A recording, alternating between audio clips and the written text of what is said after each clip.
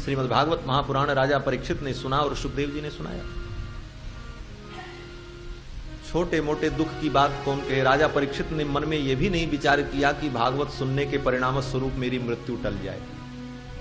चाहते तो राजा परीक्षित सुखदेव जी से कहते, प्रभु मैं भागवत सुन रहा हूं और इस भागवत महापुराण के फलस्वरूप मेरी मृत्यु टल जाए, मैं बच जाऊं, लेकिन यह भी नहीं मांगा राजा परीक्षित। 7वें दिन उन्होंने सहर्ष मृत्यु को स्वीकार किया, तो भागवत सुनने का फल क्या मिला? 7 दिन राजा परीक्षित ने भागवत कथा सुनी और सुखदेव जी ने सुनाया, और मरने के भय से ही वो गए थे कथा सुनने, लेकिन परिणाम क्या मिला? मृत्यु तो हुई। मृत्यु में कोई अंतर नहीं हुआ, सांप यथावत रहा, तक्षक नाग आया है, राजा परीक्षित को काटा और राजा परीक्षित की मृत्यु भी हुई। तो प्रश्न यह है कि श्रीमद् भागवत सुनने का फल क्या हुआ? सुखदेव जैसे ज्ञानी ने भागवत कथा सुनाई और राजा परीक्षित ने सुना, परिणाम क्या मिला? बोले परिणाम यही मिला कि राजा परीक्षित मृत्यु के भय से मुक्त हो गए। मृत्यु तो नहीं गई, मृत्यु तो होगी, लेकिन मृत्यु का जो भय है उस भय से वो मुक्त हो गए। प्रारब्ध के भय से जो परेशान थे वो प्रारब्ध का भय दूर हो गया और प्रारब्ध को सहर्ष उन्होंने स्वीकार कर लिया। यही हम अपने जीवन में नहीं कर पाते, तब तक समाधान नहीं मिलता।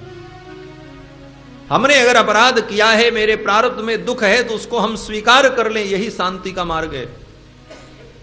कोई व्यक्ति किसी की हत्या कर दे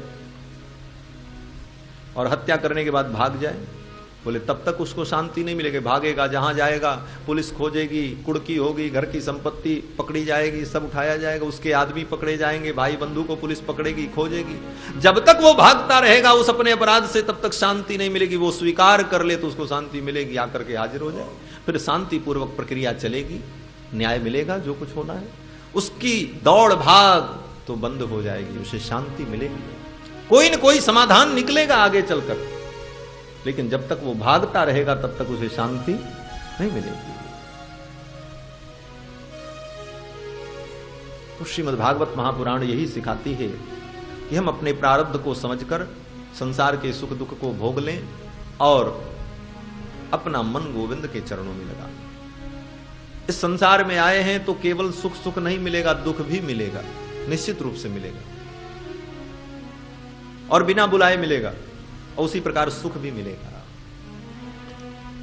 सुख के लिए हम साधन करते हैं, दुख के लिए हम कोई प्रयास नहीं करते, न दुख के लिए भगवान से प्रार्थना करते हैं, लेकिन फिर भी बिना बुलाए दुख आता है। उसी प्रकार जब सुख का समय आएगा तो बिना बुलाए सुख भी आएगा, आपके चाहने से नहीं होगा। अब इस समय कोई व्यक्ति चाहे कि दिन हो जाए, बोले किसी के चाहने से कुछ नहीं होगा। जब समय आएगा तो अपने आप दिन हो जाएगा। 12 घंटे बाद सवेरे सूर्य भगवान प्रकट होंगे, दिन हो जाएगा।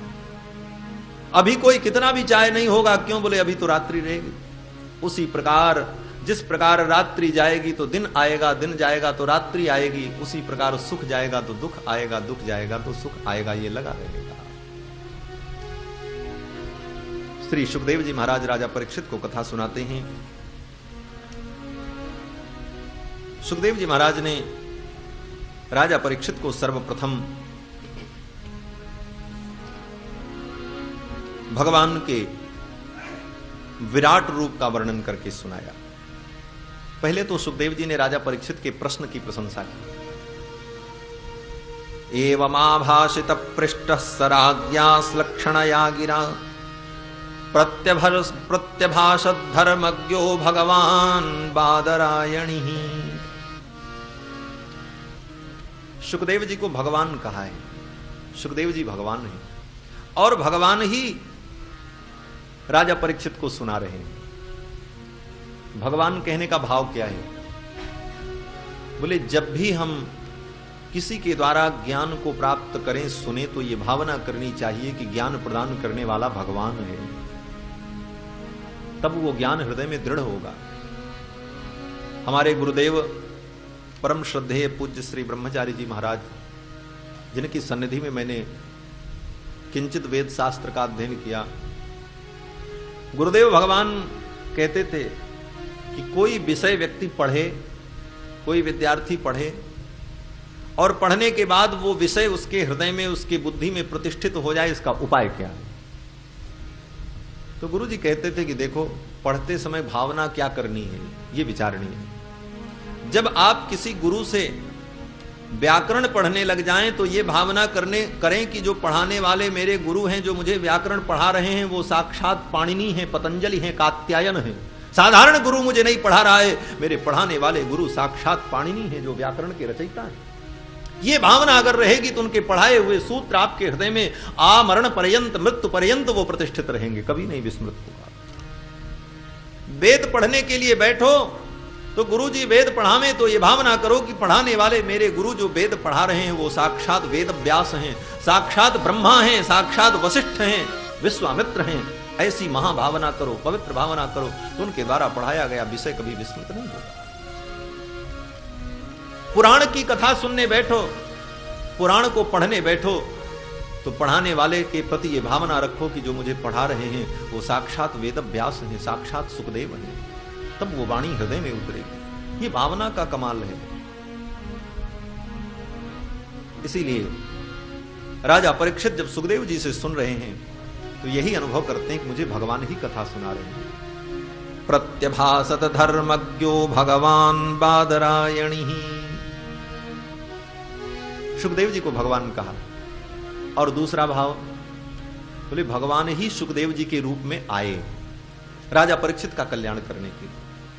राजा परीक्षित कितने भाग्यशाली हैं कि इनके जीवन के 2 दिन में दोनों दिन भगवान आए। देखो, व्यक्ति के जीवन में 2 ही दिन है।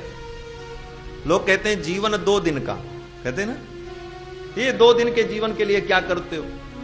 लेकिन 2 दिन का जीवन कहां है। कोई 5 वर्ष जीता, कोई 10 वर्ष, कोई 50 वर्ष, लेकिन सबके लिए यही कहा जाता है जीवन 2 दिन का।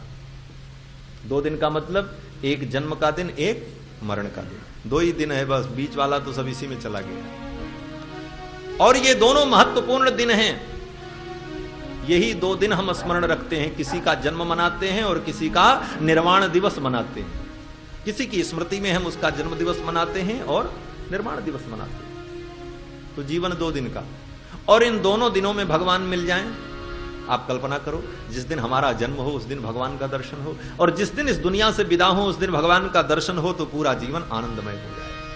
राजा परीक्षित कितने सौभाग्यशाली हैं कि जिस दिन इनका जन्म हुआ, जन्म के पूर्व इनको भगवान का दर्शन हुआ। गर्भ में ही अश्वत्थामा के ब्रह्मास्त्र से राजा परीक्षित मर चुके थे। इनकी मां उत्तरा ने भगवान को पुकारा, पाहि पाहि महायोगिन, हे भगवान आप मेरी रक्षा करो। भगवान द्वारका की यात्रा पर जा रहे थे, महाभारत का युद्ध समाप्त हो चुका था, भगवान विदा ले रहे थे, लेकिन उत्तरा ने जब करुण क्रंदन किया तो भगवान लौट पड़े। भगवान ने देखा, अरे अश्वत्थामा का ब्रह्मास्त्र उत्तरा के गर्भ को नष्ट कर रहा है। तुरंत भगवान सूक्ष्म रूप से उत्तरा के गर्भ में प्रविष्ट हो गए और गर्भ में मरे हुए राजा परीक्षित को जीवित कर दिया।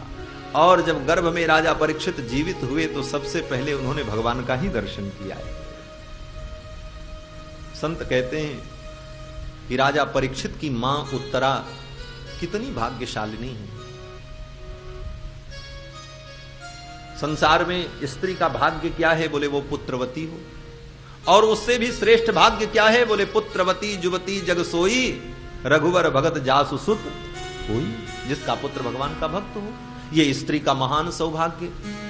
और इससे भी बड़ा स्त्री का सौभाग्य क्या है, बोले भगवान ही जिसके पुत्र बन जाएं। जैसे कौशल्या, देवकी, यशोदा, ये भाग्यशाली स्त्रियां। अब इससे भी बड़ा भाग्यशाली कौन होगा, इससे बड़ी भाग्यशाली स्त्री कौन हो सकती है, बोले जिसके पुत्र भगवान और भक्त दोनों हो जाएं। जिसके गर्भ से भगवान और भगवान के भक्त दोनों प्रकट हो, दोनों गर्भ में हो। उत्तरा ऐसी ही स्त्री हैं। आज भगवान के भक्त परीक्षित भी गर्भ में हैं और भगवान भी उसी गर्भ में विद्यमान है। धन्य है उत्तरा जिसके गर्भ में भगवान और भक्त